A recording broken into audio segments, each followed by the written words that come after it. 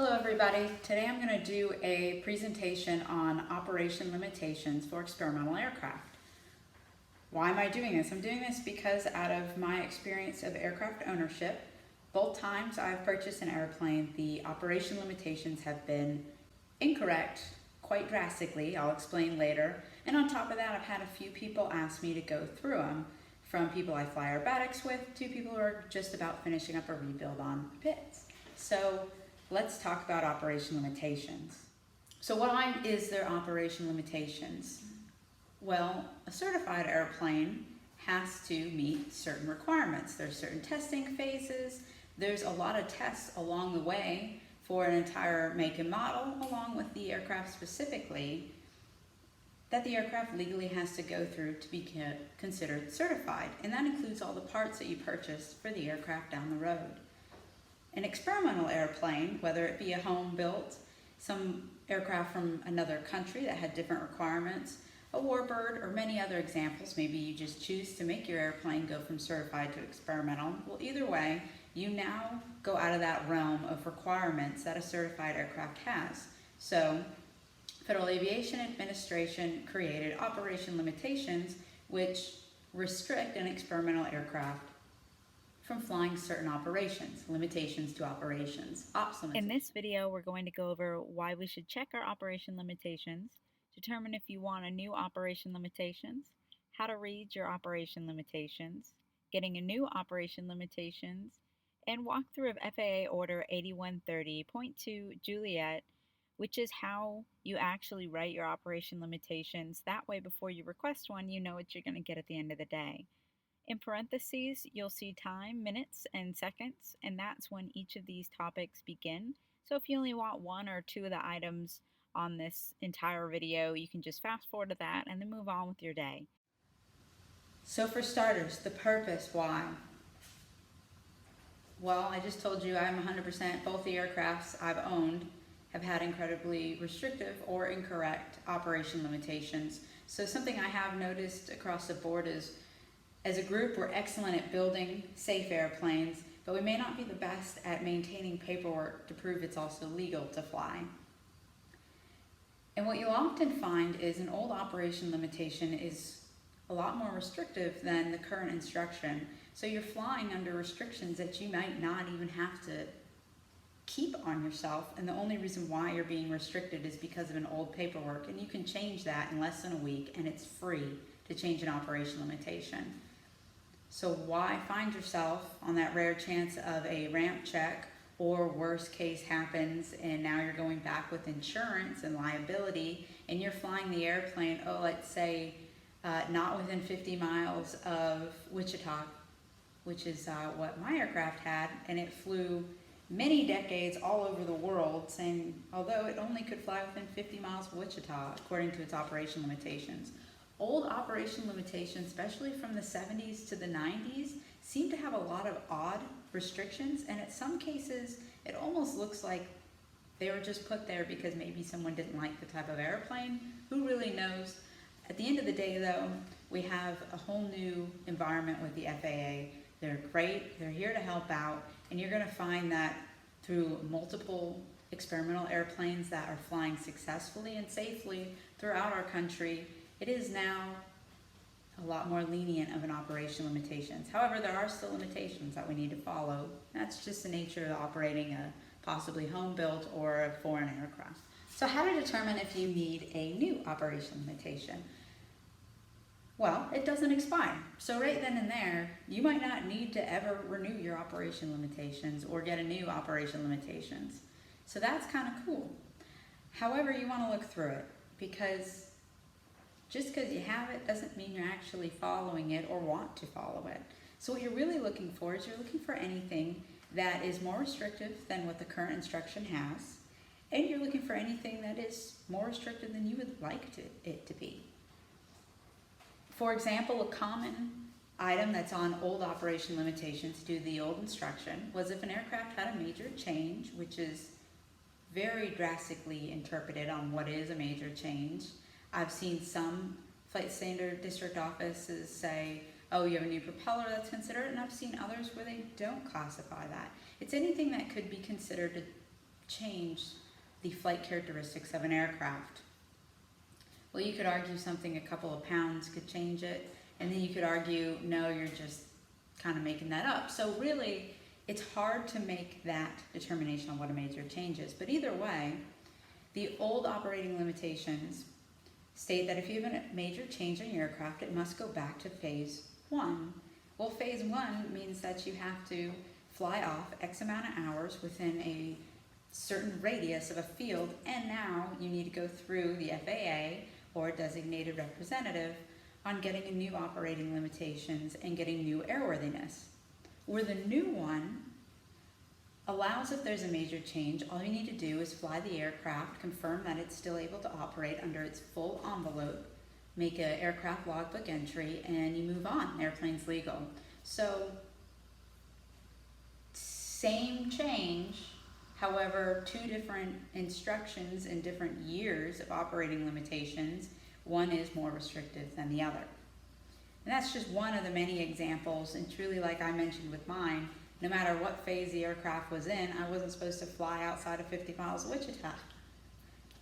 Well, that doesn't work because I live nowhere near there, so had to change that. How to read your operating limitations. I have two examples.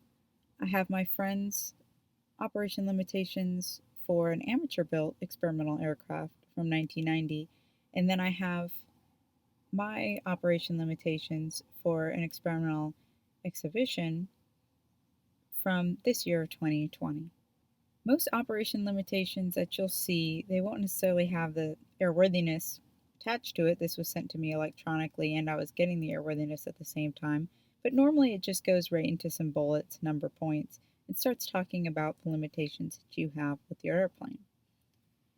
I like to point out my friends for one of two reasons. One, he asked me to look through it, and two, has broken down phase 1 and phase 2.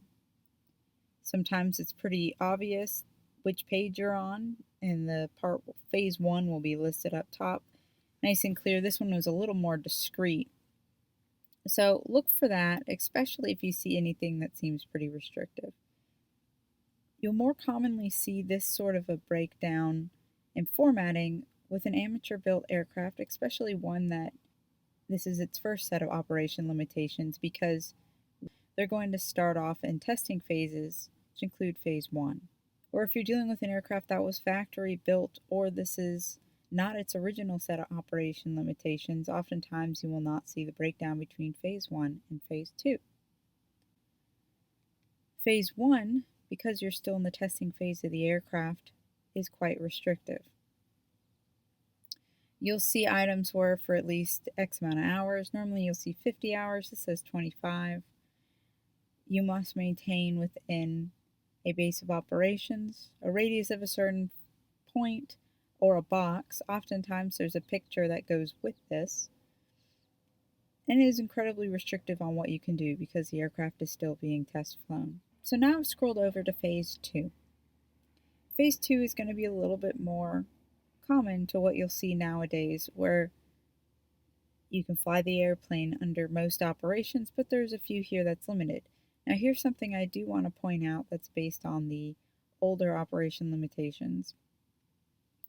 Note 7, any major change to this aircraft as defined by FAR Section 2193 invalidates the specific airworthiness certificate issued for this aircraft. Under the FAR 2193, it's going to mention major change is anything that changes the flight characteristics of the aircraft. And it will list a number of minor changes. But as I mentioned before, this is a very vague comment, major change. Either way, if it's assumed that you did go through a major change, then your airworthiness certificate is invalidated. So it also probably means your operation limitations are invalidated. You have to go back to the FAA and they'll determine how many test hours you'll need to go through. And that's where you'll see anything from 5 hours up to 50 hours, where you'll have to test the aircraft.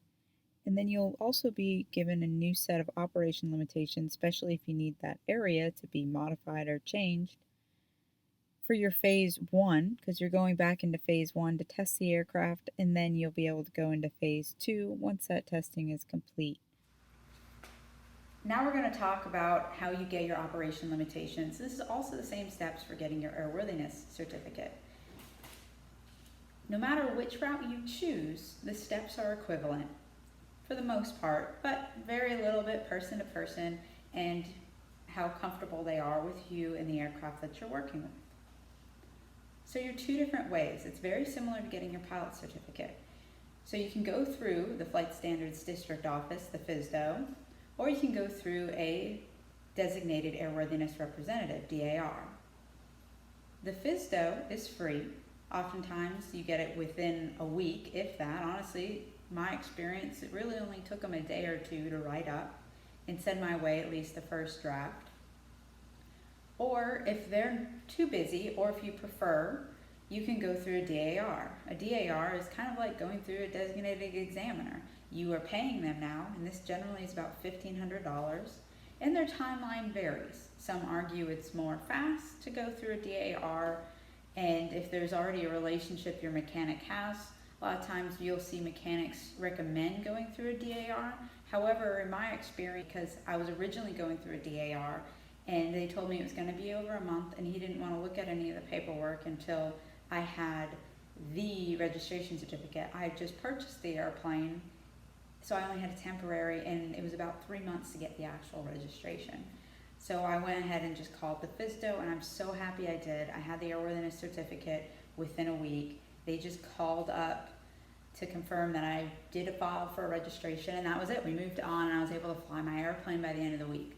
Great news. So I always recommend that people call the FSDO first, and if for whatever reason that's not going to work out for you, then you can determine if you want to spend the money for a DAR, but you're going to get the same product. All right, once you've chose between the FSDO or the DAR, the steps from there. If you're going through a FSDO, they're definitely going to require this. Through a DAR, it might just be over the phone, but an email that says that you are requesting a operation limitations and or an airworthiness certificate for your registration number. Next step, if you just purchased the airplane, they're going to contact the registration office to make sure you actually did file for registration for that aircraft. Then from there, the steps they may go through with or without you, but they're going to go through the instruction that we'll be going through as well, and they're going to go through item by item, and this depends on what you classified your experimental airplane on, and we'll go through that. So whether it's classified, for example, expedition, amateur built, etc., etc. There's plenty more, which I didn't even know about. And then they're going to go through the instruction and see what you have to have on there. And then if there's optional items or items that fluctuate aircraft to aircraft, for example, if they're operating capable at night or during instrument conditions, items like that, that does vary airplane to airplane. They're going to see which ones apply and do not apply to you. They may go through that with you over the phone, they may not.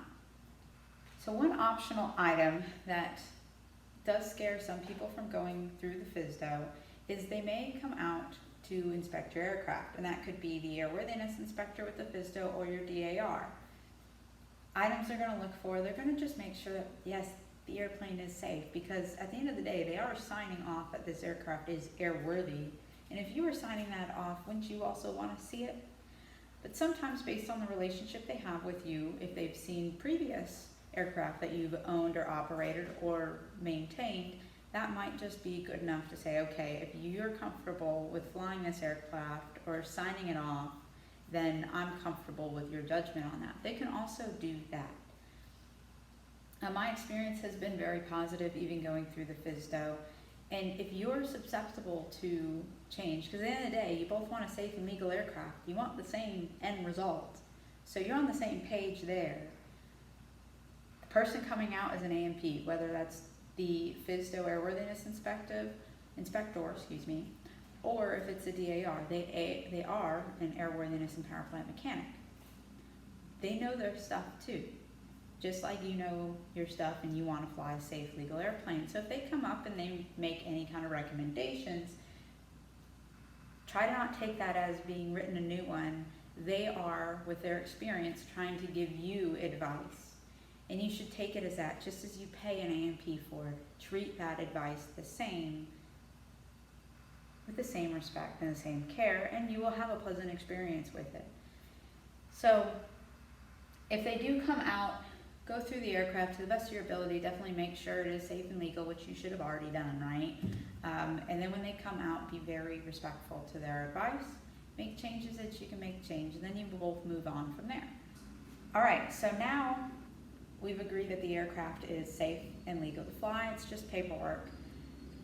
The either FSDO inspector or the DAR will most likely send you a draft via email, and you can go through if there's any changes you believe they should have made, and then you'll get sent the official one. My first one I was mailed, my second one I was emailed with the signature, both the airworthiness and the operation limitations. Congrats, everybody. We are making it through the walkthrough and talkthrough of FAA Order 8130.2 J as in Juliet, starting in PDF page 149, and that's document page D as in Delta 1, Appendix D, issuing operating limitations for non-standard aircraft. Here are the procedures. I'm going to skip over some items to go to what I think is the most important. And if you are getting a new operation limitations, I do encourage to read through some of these other bullets. Bullet E, as in Echo, Job Aid. For assistance in drafting operation limitations, you actually can go and click right onto this link, RGL, and that will assist you in creating your own operation limitations. All right, let's talk about D3 here for a second, phase operating limitations. Experimental certificates for expedition, air racing, amateur built, or light sport aircraft may have operating limitations issued in 2 phases, just like my friend's was from 1990 for his amateur built. Phase 1 operating limitations are for the applicant to demonstrate compliance with 91-319 B as in Bravo, or the test phase. This includes a limitation requiring the owner or operator to endorse the aircraft maintenance records with a statement certifying that the prescribed flight hours and/or landings have been completed and the aircraft has shown to comply with 91-319 B as in Bravo. The owner may then operate in Phase 2 operating limitations. Okay, let me go back to that. That record must state that the aircraft is able to operate in that full envelope, and you're going from stall speed to V&E, and must also specify all of the maneuvers that the airplane has been test flown and is capable of doing. This is important with aerobatic airplanes. So let's talk about my Pitts. When I owned the Pitts, it was amateur built, and when I was going through the test phases in it, when it was brought back into Phase 1 from a major change, I had to put in there every maneuver that aircraft could legally fly, and I had to actually test fly it and confirm that the aircraft could safely do it. Let's say I didn't write down roll, and I rolled this aircraft in a competition. I actually wouldn't be allowed to even do rolls in that aircraft because it's mitigating that logbook entry, even though the airplane is totally capable of it and the plans say it can do it. That logbook entry in the aircraft maintenance logbook must list all of the maneuvers. Now, you don't have to get so specific as say, oh, it can do an avalanche. You can say loops and you can have snap rolls, and any combination of those are included as well. So just list the basic maneuvers. Look at some other people's examples to help you out in knowing what maneuvers to put in there. If you look right into the plans of the aircraft, if it has it and everything it's supposed to be operating, that's a really great place to start on knowing what maneuvers you need to fly and test in your airplane. Okay, out of that rabbit hole. After Phase 1, the owner-operator may then operate in Phase 2 operating limitation. On page 151, it goes through a list of different aircraft that can have an operation limitations with it. Do somewhat apologize. All the highlights are specific to my extra 230, so it's all for experimental expedition. So throughout this PowerPoint, if you see the highlights, that's what it's specifying. I do apologize for the selfishness on that. However, if you have an expedition aircraft as well, you're welcome. So what are the different experimental aircraft? I didn't know until I looked at this instruction that there were multiple different designs. I always just heard of experimental amateur built, and I didn't even think about anything else. So there's research and development, or showing compliance with regulations, crew training, air expedition. This is an aircraft that was once factory built and for whatever reason now has moved into the experimental category. You're doing something to it that's no longer certified, whether that's a part that changed that was certified or it was never certified within the US. For example, my extra was built in Germany, certified in Germany, but not certified here in the US, and it was built by a factory. For air racing, and that is an aircraft that is only for air racing. If you have an amateur built Pitts, for example, and you want to go to Reno with it, that doesn't necessarily mean you have to go into the air racing category. This is its only purpose. Market surveys, amateur built, which is what most of us know, somebody built their own airplane, operating a primarily kit built aircraft because you can actually buy them as a full kit and assemble them yourself. Now, the difference between amateur built and kit built, this is something that if you're really unsure about, I would use AOPA's resources, Airplane Owner and Pilot Association, and the EAA, Experimental Aircraft Association, and let them know your specific situation to see which one it specifies as. And then operating a light sport aircraft. Just like it says here in paragraph E, we're going to start at the top of the table and work our way down. And I'll kind of show you how to read that table when it's sitting in front of us. Okay, I want to just mention one item. This wasn't specific to my airplane. However, it was an item that the FAA wanted to discuss with me to get my point of view on my aircraft specifically. This is a discussion that you should expect if you're flying or have an airplane that is not a common one. Aircraft with very high risk factors or safety of flight issues may have those factors properly mitigated, restrict operations to a specific geographical area, and prohibit the carriage of passengers, flight over densely populated areas, night or instrument flight rules, operations for any of the following conditions. Aircraft for which the applicant has surrendered a special light sport aircraft airworthiness certificate and is applying for experimental airworthiness certificate for the first time and is not in compliance with 91-327 Bravo 3 or 4. Aircraft for which manufacturers or country of origin emergency checklist requires bailout or ejection in the event of an engine or other system failure. Any aircraft in which a single system failure will render the aircraft uncontrollable, such as an airplane with hydraulic flight control systems with only one hydraulic pump. Aircraft unable to comply with 91-117A in normal cruise configuration and rocket-powered aircraft. Section 4 is specifying the difference between your very high risk and all your other aircraft. This does not say every experimental aircraft. This is listing a few examples of which aircraft are considered a high risk factor.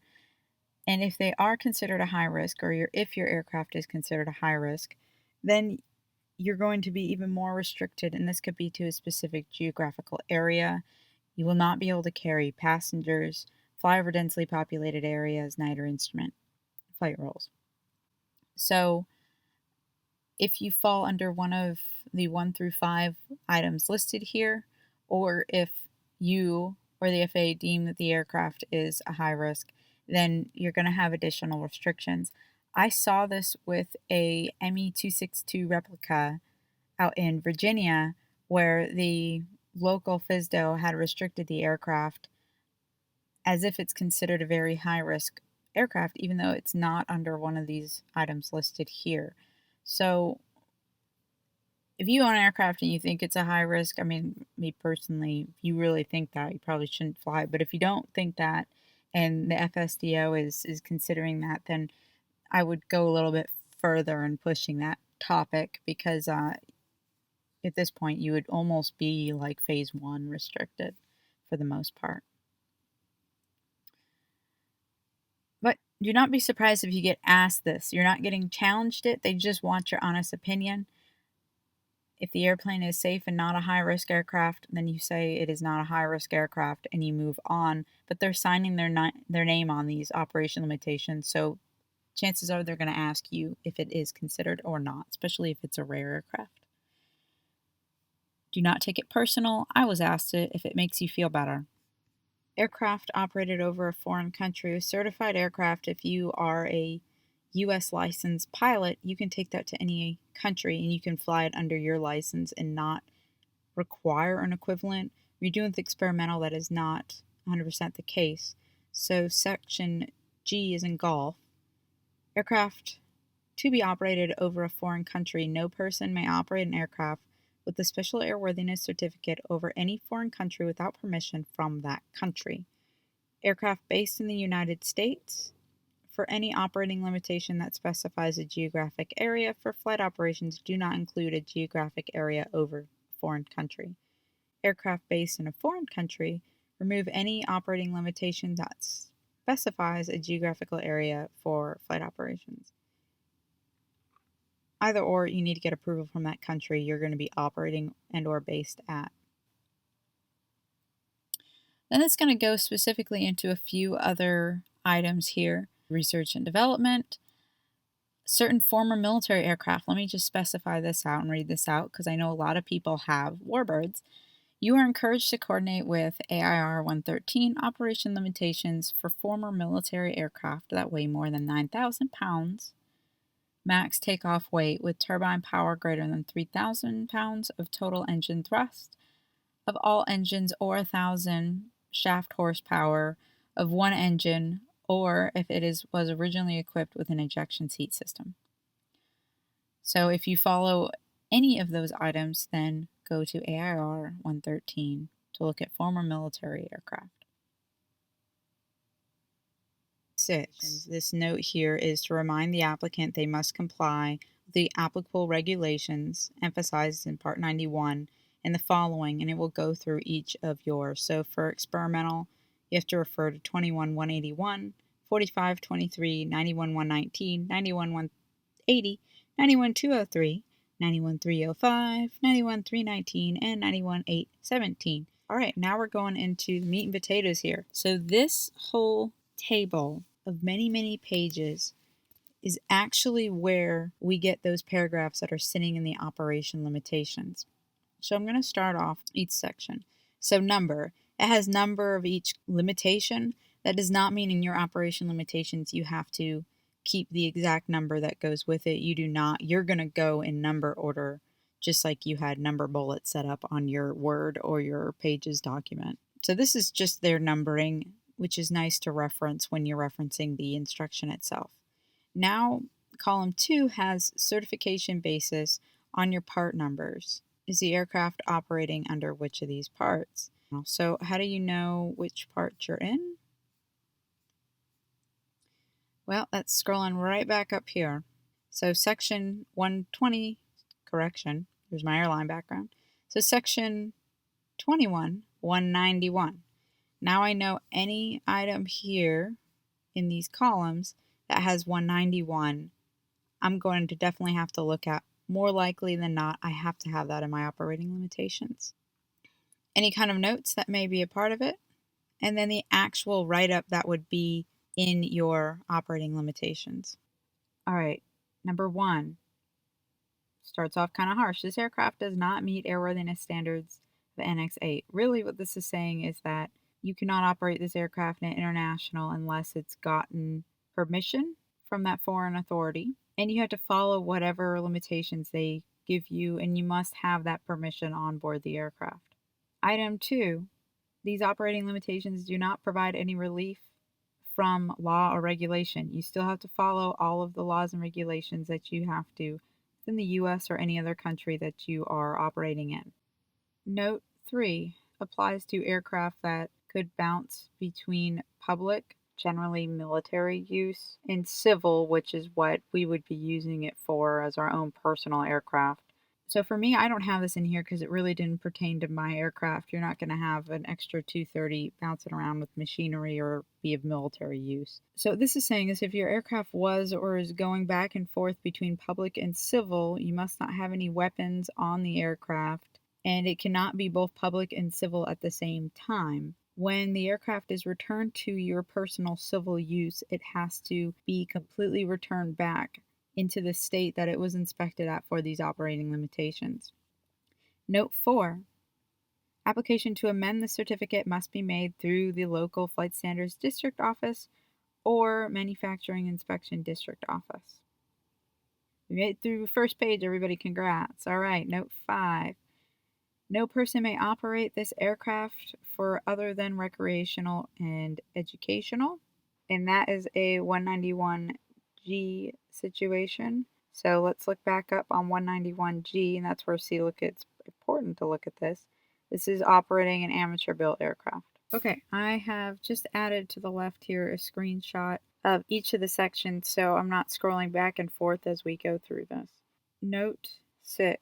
This is dealing with light support aircraft. Note 7 does deal with 191.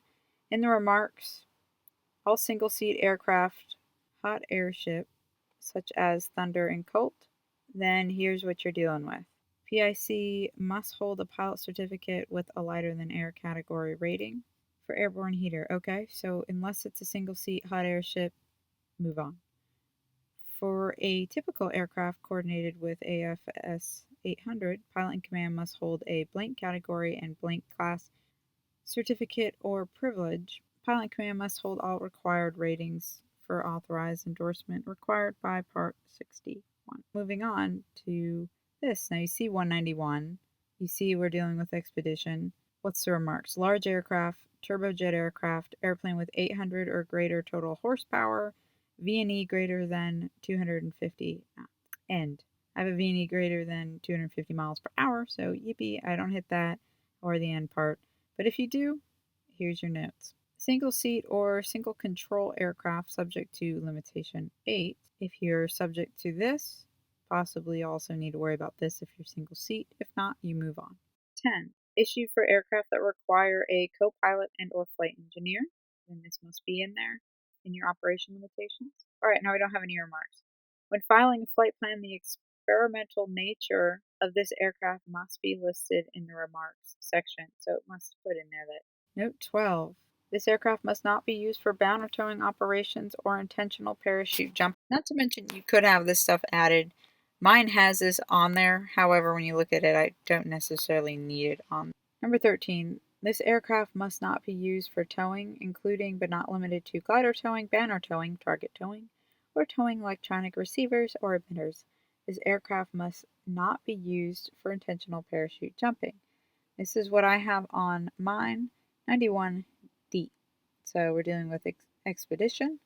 We're also dealing with research and design, showing compliance, crew training, air racing, market surveys, amateur built, kit built, and then light sport goes up top here. Item 14. All experimentals. If aircraft, engine, or propeller operating limitations are exceeded outside a planned test condition, an appropriate entry will be made. This is an important background to it. A lot of people hear of nasty stories of experimental aircraft falling apart in flight, etc., etc. So to kind of add a little extra safety to follow-on owners, you need to list whenever that happens. I know it hurts. Swallow your pride. List any time that you go over the aircraft's expectations, because the next person that owns it from you really needs to know how often this airplane has gone over its operation limitations of the aircraft engine and propeller so that they can further inspect that to ensure that they'll be safe in the aircraft just as you are.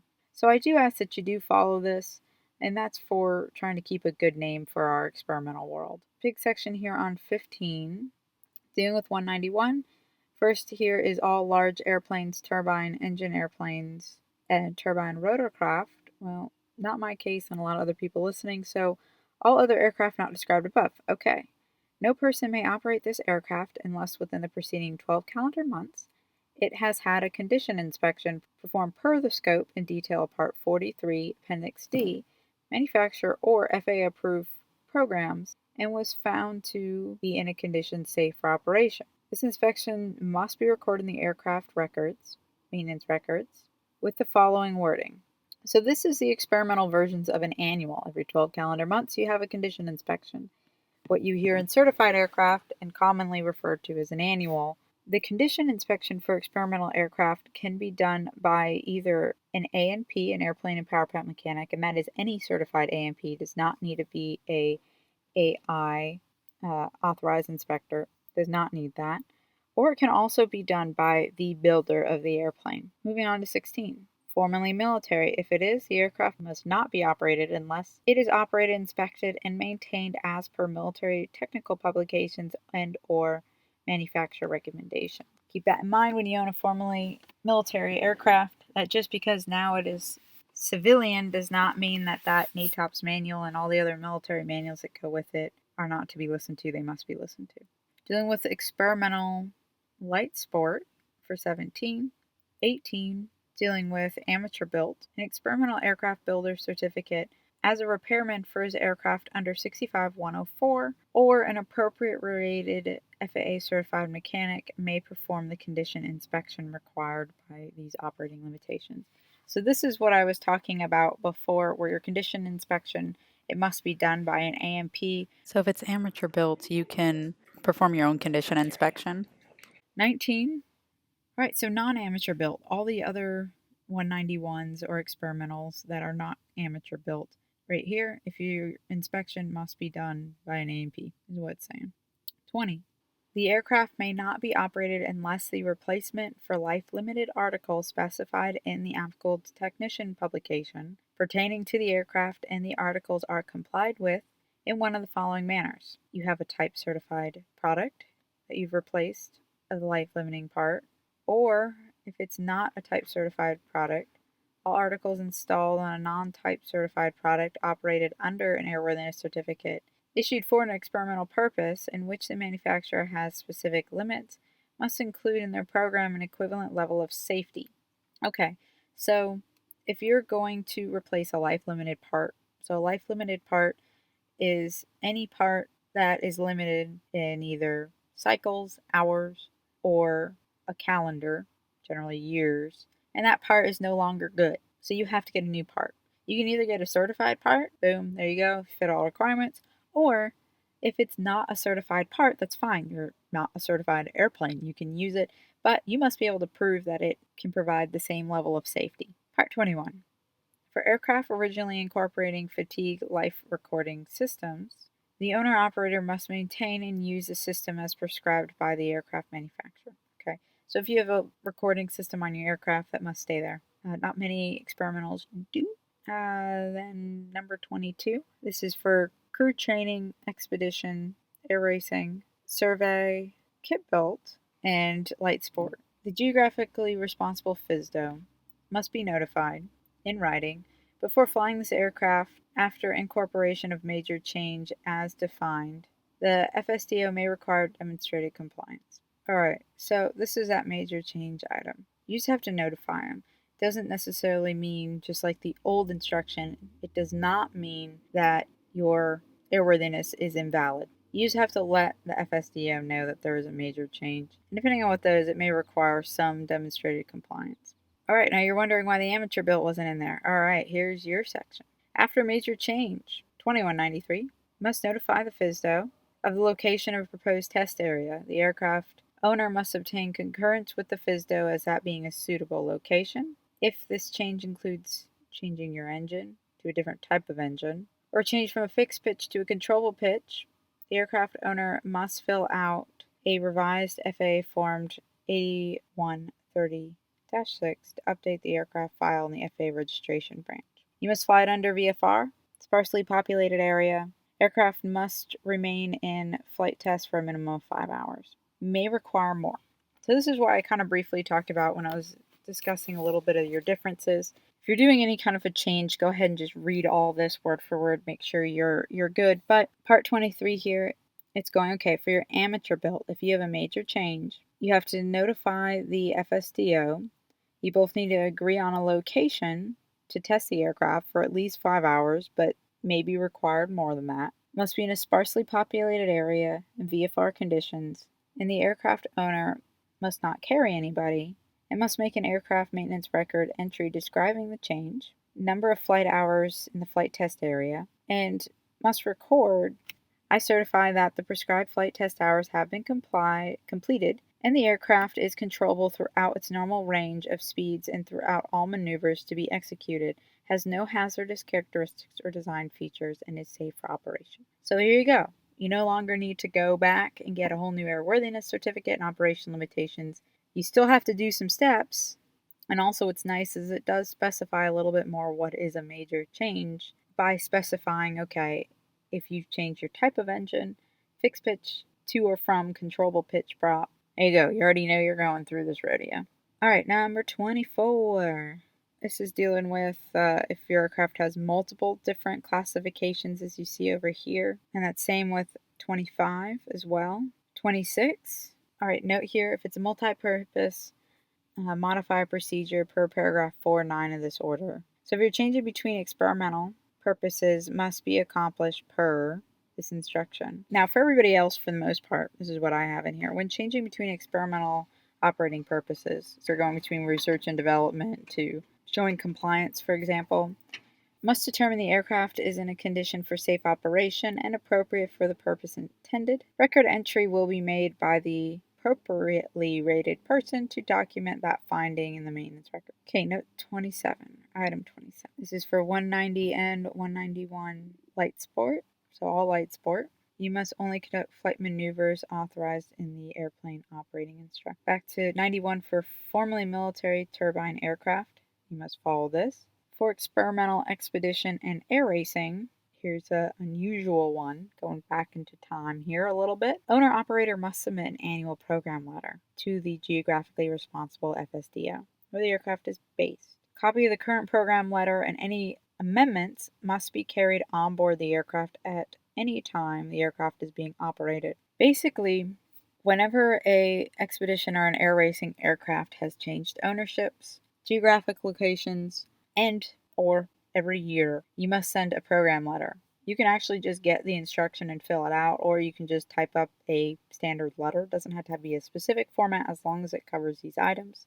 But you have to name every single airport you think you're going to operate in. This has to be mailed to them or faxed. So before you land it anywhere, it has to be sent to the FSDO. You do not need any reply back. You don't need approval. You don't need any of that. I have a little fax app on my phone. If I go, oh, tomorrow I want to go land at really wicked airpark airfield, I can just put that in a fax it to the FSDO. I can even do that the night before, the morning before I hop in my airplane and move on. A lot of people think this is an outrageous requirement. It really goes back into the day of they weren't really originally designed to be operated on a day by day. Over time that category has gotten bigger, but in the initial beginning of it, experimental expedition was to have this airplane come from another country or some other background and say, hey, this is a really sweet airplane, and they're pretty much just demonstrating the aircraft to its prospective buyers, and then down the road it may get certified.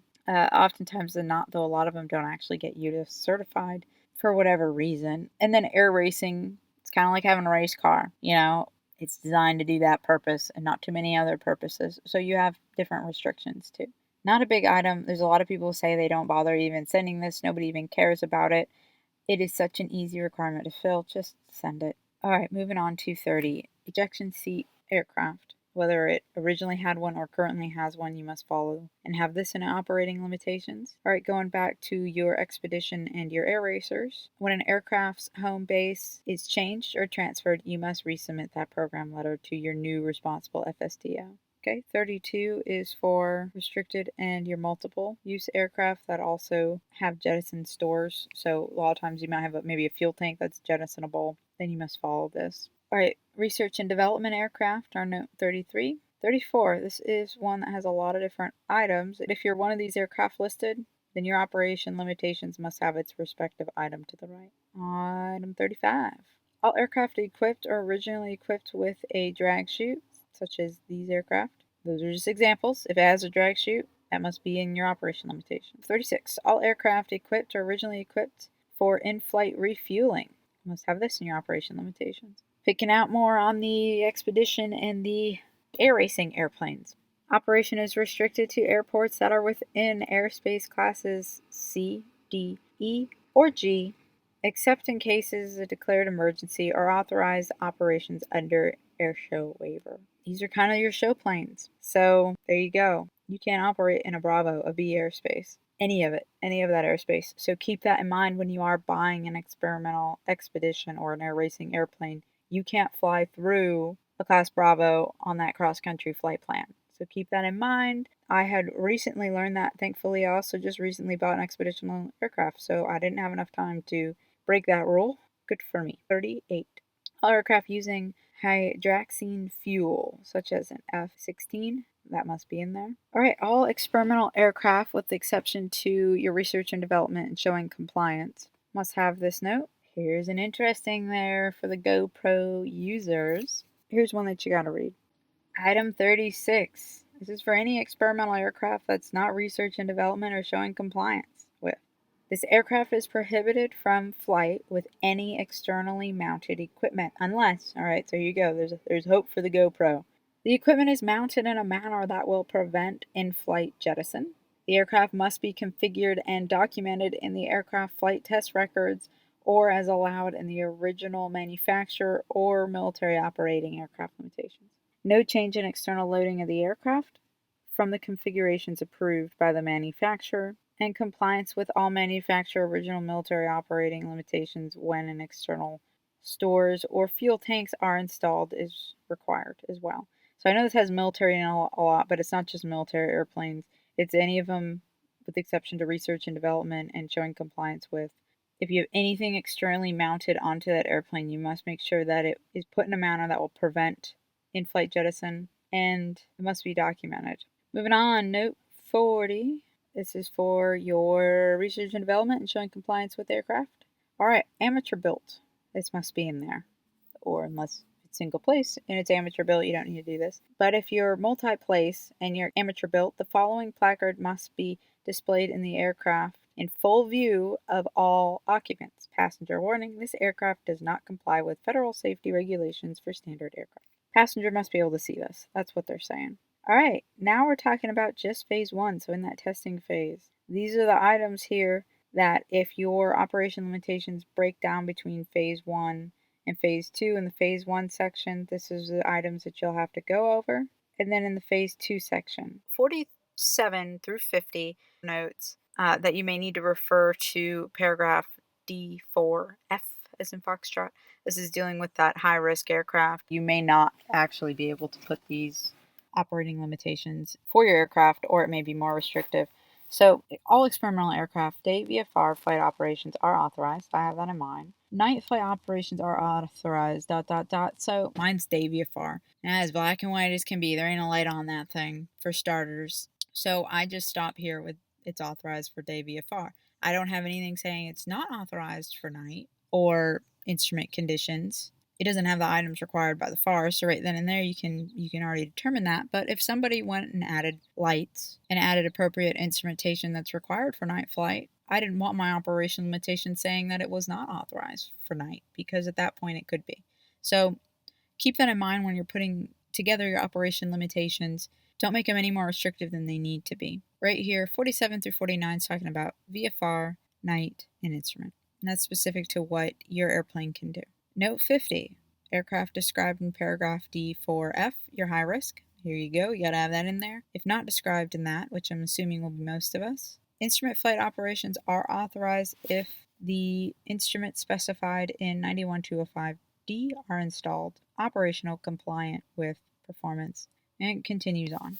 So I actually still have this in my operation limitations because it gives room for growth. If somebody wanted to follow all of these items on here, the airplane would be considered instrument, even though right now in its current state it's far from that. And me personally, I really have no interest in making this an instrument, making my extra 230 instrument capable. I'll go get something else before then, when money allows, which might be a minute. So, all right, item 51. This is for everybody but your research and development and your showing compliance with. Pilot command must not perform any maneuver that have not been flight tested or appropriate the aircraft outside the weight, airspeeds, and center of gravity limits. So you must fly the airplane within the proper limitations of your aircraft. All right, 52 is dealing with your high-risk aircraft again. All right, so item 53 is dealing with research and development, showing compliance with and crew training. So I'm going to move on. 54, this is dealing with all the rest of those I didn't just mention and considered high risk. Okay, next. 55, it's nice when you don't have to read any long items, right? All right, 55, 191, not high risk if you're lighter than air, all gliders, amateur built or primary kit built, or experimental light sport. Flight over densely populated area or congested airway is authorized for the purpose of takeoff and landing, or unless sufficient altitude is maintained to make safe emergency landing in the event of a power unit failure without hazards to person or property on the ground. Now, for expedition and air racers, flight over densely populated area or in a congested airway is authorized only for the purpose of takeoff and landing. And it gives a little bit more description, possibly just because of the nature of the airplanes and the type of flying that we do. This may have gotten into more details for that, but here's some additional details that you'll want to read if you're expedition or air racing or market survey. Something here I want to mention. I actually talked to and got an answer back the FSDO on this densely populated area and what's actually considered that. Way back in the day, and what I used to train my students was on a sectional that yellow is densely populated or a congested area. That's not true. Actually, there is no official definition of a densely populated area.